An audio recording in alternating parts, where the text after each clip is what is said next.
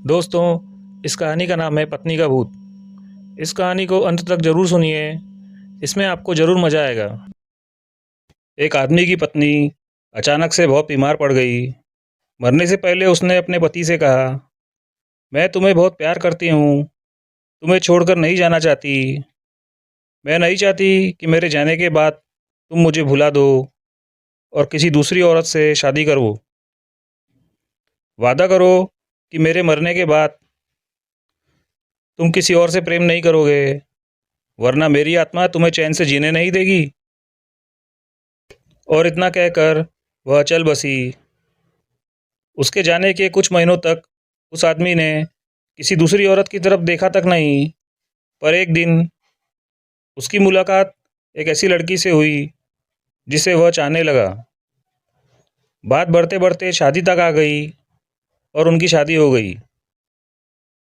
शादी के बाद आदमी को लगा कि कोई उससे कुछ कह रहा है। मुड़कर देखा तो वह उसकी पहली पत्नी की आत्मा थी। आत्मा बोली, तुमने अपना वादा तोड़ा है, अब मैं हर रोज़ तुम्हें परेशान करने आऊँगी। और इतना कहकर वह गायब हो गई। आदमी घबरा गया, उसे रात भर नींद नहीं आई। अगले दिन भी रात को उसे वही आवाज़ सुनाई दी, मैं तुम्हें चैन से जीने नहीं दूंगी। मैं जानती हूँ कि आज तुमने अपनी नई पत्नी से क्या क्या बातें की है। और उसने आदमी को अक्षरशः एक एक बात बता दी। आदमी डरकर कांपने लगा। अगले दिन वह शहर से बहुत दूर एक जैन मास्टर के पास गया और सारी बात बता दी। मास्टर बोले, यह प्रेत तो बहुत चालाक है। बिल्कुल है, तभी तो मेरी एक एक बात उसे पता होती है। आदमी घबराते हुए बोला। मास्टर बोले, कोई बात नहीं, मेरे पास इसका भी इलाज है। इस बार जब तुम्हारी पत्नी का भूत आए तो मैं जैसा कहता हूँ तुम ठीक वैसा ही करना। उस रात जब आत्मा वापस आई तो आदमी बोला, तुम इतनी चालाक हो, मैं तुमसे कुछ भी नहीं छिपा सकता। और जैसा कि तुम चाहती हो, मैं अपनी पत्नी को छोड़ने के लिए भी तैयार हूँ। पर उसके लिए तुम्हें एक प्रश्न का उत्तर देना होगा, और अगर तुम उत्तर ना दे पाई तो तुम्हें हमेशा हमेशा के लिए मेरा पीछा छोड़ना होगा। पत्नी का भूत बोला, मंजूर है, पूछो अपना प्रश्न। आदमी ने फौरन जमीन पर पड़े हुए बहुत सारे छोटे छोटे कंकड़ अपनी मुट्ठी में भर लिए और बोला, बताओ मेरी मुट्ठी में कितने कंकड़ है। और ठीक उसी समय भूत गायब हो गया। कुछ हफ्तों बाद वो एक बार फिर से जैन मास्टर के पास उनका शुक्रिया अदा करने पहुंचा। मास्टर, उस भूत से मेरा पीछा छुड़ाने के लिए मैं जीवन भर आपका आभारी रहूँगा। आदमी बोला, पर मैं यह नहीं समझ पाया कि आखिर उस प्रश्न में ऐसा क्या था कि एक झटके में ही भूत गायब हो गया। मास्टर बोले, बेटा, दरअसल कोई भूत था ही नहीं। मतलब? आदमी आश्चर्य से बोला, हाँ, कोई भूत था ही नहीं।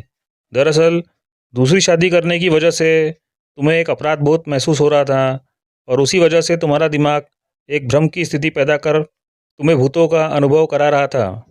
मास्टर ने समझाया। पर ऐसा था तो वह मेरी हर बात कैसे जान जाता था? आदमी ने पूछा। मास्टर मुस्कुराए, क्योंकि वह तुम्हारा बनाया हुआ ही भूत था, इसलिए जो कुछ तुम जानते थे वही वो भी जानता था। और यही कारण था कि मैंने तुम्हें वो कंकड़ वाला प्रश्न पूछने को कहा, क्योंकि मैं यह जानता था कि इसका उत्तर तुम्हें भी नहीं पता होगा, और इसलिए भूत भी इसका उत्तर नहीं दे पाएगा, और तुम्हें तुम्हारे दिमाग की ही उपज से छुटकारा मिल जाएगा। आदमी अब पूरी बात समझ चुका था। उसने एक बार फिर मास्टर को धन्यवाद किया और अपने घर लौट आया। दोस्तों, कई बार हमारे मन में भी किसी पुरानी बात को लेकर एक गिल्ट रह जाती है। कहानी में भूत का आना उसी तरह की फीलिंग का एक एक्सट्रीम फॉर्म है, और अधिकतर मामलों में हम किसी पुरानी घटना को याद कर अफसोस करते हैं और कभी कभार खुद पर भी क्रोधित हो जाते हैं। ऐसा बार बार करना गलत है। अपने भूत की वजह से अपने भविष्य और वर्तमान को बिगाड़ने में कोई समझदारी नहीं है। इसलिए अगर आप किसी भी पुरानी घटना की वजह से अपराध बोध महसूस करते हैं, तो ऐसा ना करें। गलतियाँ करना मनुष्य का स्वभाव है, सभी करते हैं। आपसे भी तो कोई ना कोई गलती हुई होगी। उस घटना को पीछे छोड़ें और अपने जीवन को सार्थक बनाने की दिशा में काम करें। पर क्या भूत सच में होते हैं? यह एक ऐसी बहस है जो सदियों से चली आ रही है, जहाँ करोड़ों लोग मानते हैं कि भूत सच में होते हैं। वहीं बहुत से लोग ऐसे भी हैं जो भूत या आत्माओं के अस्तित्व को लेकर सहमत नहीं हैं। खैर, जो भी हो, अक्सर हमें भूतों से जुड़ी कुछ घटनाओं का जिक्र सुनने को मिलता है और बताने वालों की माने तो यह घटनाएं सच्ची होती हैं। दोस्तों, अक्सर मैं आपके लिए ऐसी ही कहानियाँ लाता रहता हूँ। अगर आपको इस तरह की कहानियों में दिलचस्पी है, तो वीडियो को लाइक कीजिए और चैनल को सब्सक्राइब करना ना भूलें। अगर आपको यह कहानी अच्छी लगी हो, तो ज़रूर लाइक कीजिए और चैनल को सब्सक्राइब भी कीजिए।